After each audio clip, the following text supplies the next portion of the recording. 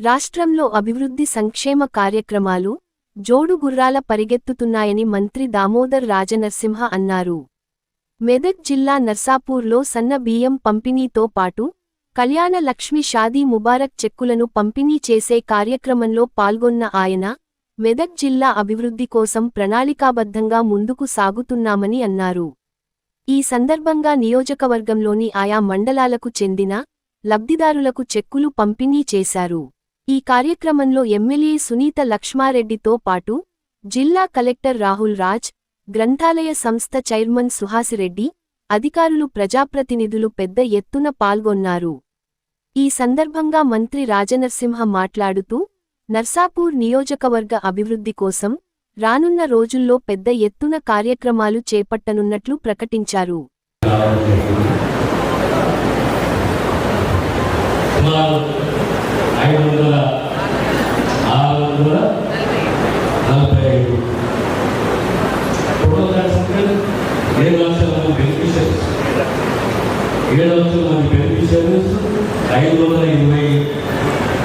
షాపులు, రేషన్ షాపులు, సుమారు 4,000 మెట్రిక్ టన్స్ బియ్యం పంపడం మన ప్రాంతంలో, మన జిల్లా.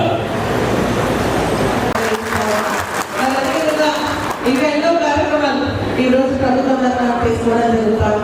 పార్టీలకు అతీతంగా నిరుపేదలైనటువంటి ప్రతి ఒక్కరు కూడా మరి ఆ పథకాలు అందాలని ఒక లక్ష్యంతో ఒక శాసనసభ్యులుగా మరి మీ ముందు నిలబడడం జరుగుతుంది.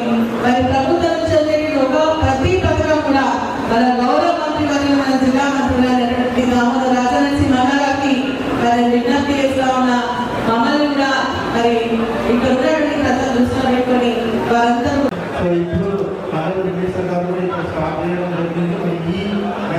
ప్రతి నెల సుమారు 4,400 మెట్రిక్ టన్నుల సన్నబియ్యం. ఇంతలో మన 2,000 వస్తామని ఇప్పుడు